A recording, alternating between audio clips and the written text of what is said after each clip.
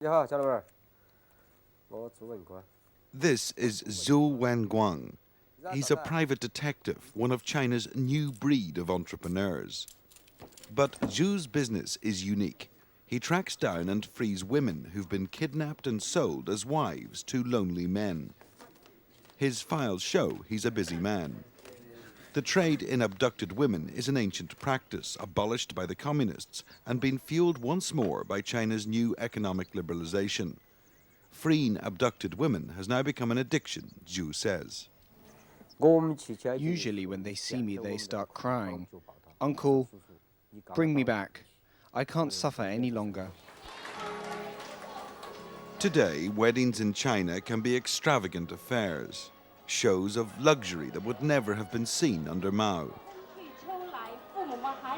Many husbands have to pay a bride price, a fee to the wife's parents, another ancient practice now resurgent.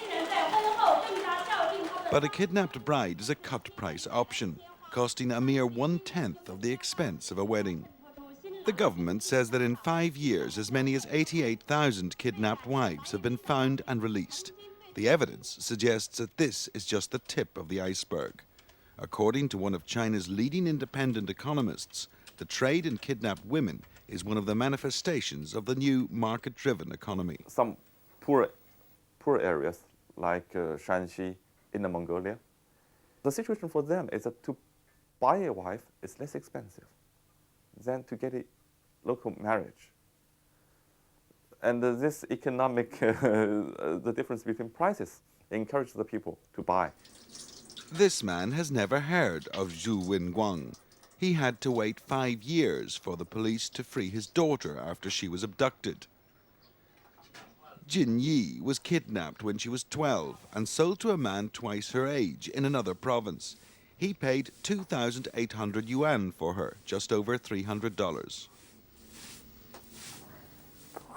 It's not good to be sold. He beat me, didn't allow me to cry. If I did cry, he beat me again. I wasn't allowed to play with the other children. Zhu is based in Zhongjiang County in Sichuan province, one of the main areas from which women are abducted. Though fertile, it's economically backward. He's now on his way to establish the facts for his latest case, following the trail of a kidnapped woman which will lead him over 1,000 miles away to Inner Mongolia. In this hamlet, he's meeting a man whose wife, Wang, was abducted 5 years ago when she went to the local market. They've called in Zhu to try to bring her back home. Jun, who's a poor farmer, reported Wang's abduction to the police. They did nothing. It's taken years, but now the family scraped together enough money to mount a rescue. I want her back so that she can cook and take care of the children. Since she is gone, I've been both father and mother. It makes me sad.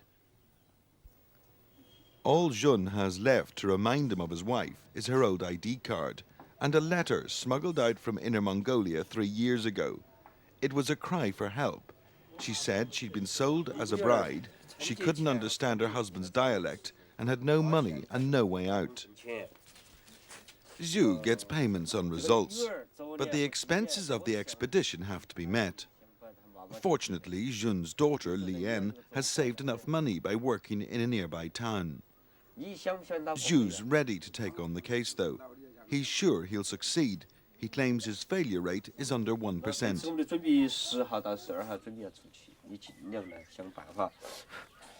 For Zhu and his assistant, organizing the trip to Inner Mongolia isn't easy. But Zhu's compassion for the family compels him to go. Of all my cases, this is a very special one. The daughter was 12 when her mother was abducted. She left school to work hard to collect money to rescue her mother. She's now 18. I was moved by her determination. This is one of Zhu's success stories. Young Zhu Ping was abducted at 16, sold to a man, and freed years later by Zhu. She's now remarried by choice and has a baby girl. But such is the stigma attached to girls who've been abducted that we had to bring Ping to a nearby village to talk to us. I didn't want him. His sister-in-law locked me in with him. I refused him, but he raped me. Captive wives will do anything to escape their misery. When I escaped, they caught me and beat me up. Afterwards, they threatened me. If you escape again, we will cut your Achilles tendons like the others, so that you will never escape again. Later, I drank pesticide, and I was sent to hospital. After that, I cut my wrists. Chengdu, the regional metropolis. Ping and thousands like her went missing here.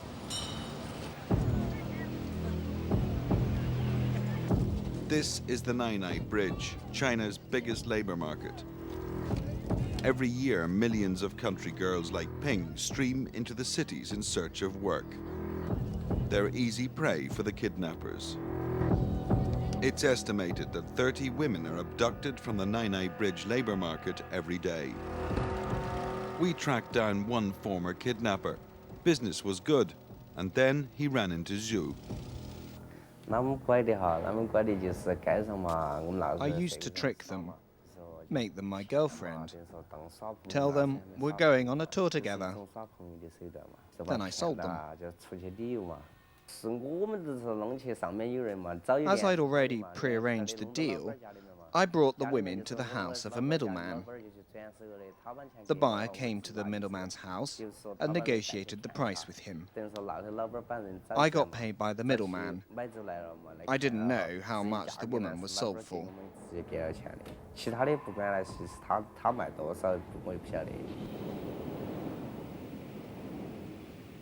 It takes 5 days to drive from Sichuan to Inner Mongolia.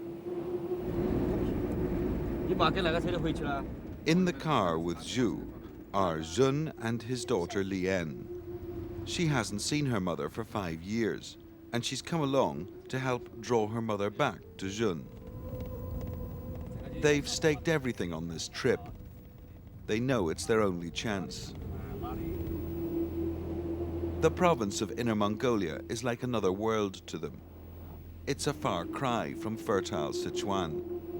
Here, working the land is a desperate business.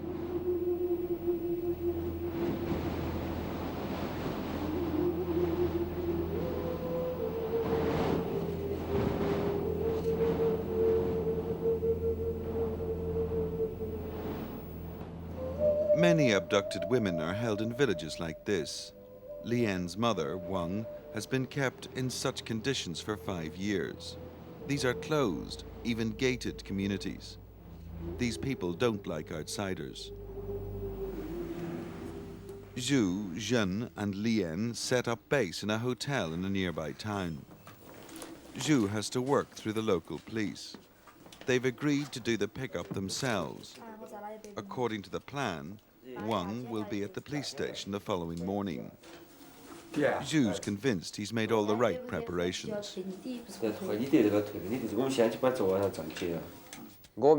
I have 80% certainty. First, because her daughter is grown up and has come back to rescue her mother herself.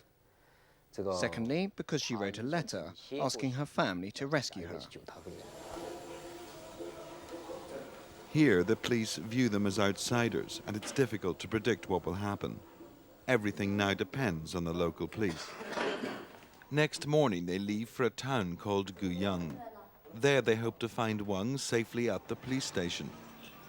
We couldn't go to Guyang police station ourselves. The kidnapping trade is classified a sensitive issue, and especially since the police are involved, filming is strictly forbidden. They return in defeat. They haven't even seen Wang. The police told them that she's had a baby with her new husband and because of this refuses to go home to Sichuan.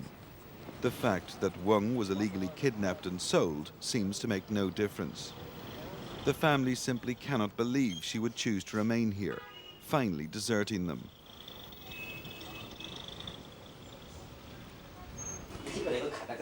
They're stunned.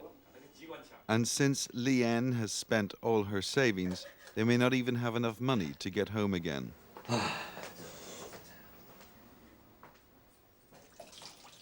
Zhu's pride has taken a big dent. He believes the villagers are being protected by the police, who are more interested in not stirring up trouble in the local community than saving kidnapped women. I've been rescuing abducted women for many years. So I know, without the cooperation of the local police, we can do nothing. We were very likely to be attacked, so we decided to withdraw. Whether you've got a good mother or a bad mother, it's always better than no mother at all. When my mother was taken, my sister was only 3. I had to work at the age of 13 to help bring my mother back.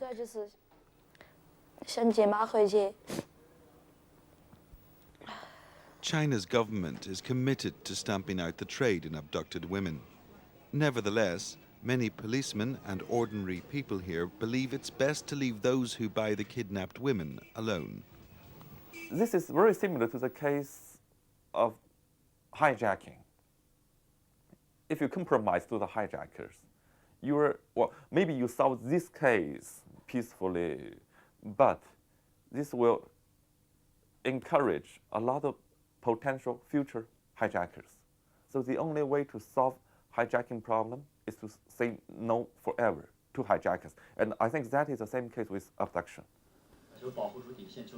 But for Jin Yi, just a child when she was abducted, it's obvious what should be done to the man who bought her and to his family.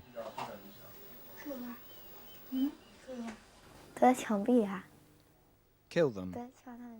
Shoot them. Handcuff them and take them to the execution ground where policemen will shoot them. You know, like this. But for Lian, 1,000 miles from home, and after all her hard work and expense, the only sign of her mother won is still an old ID card.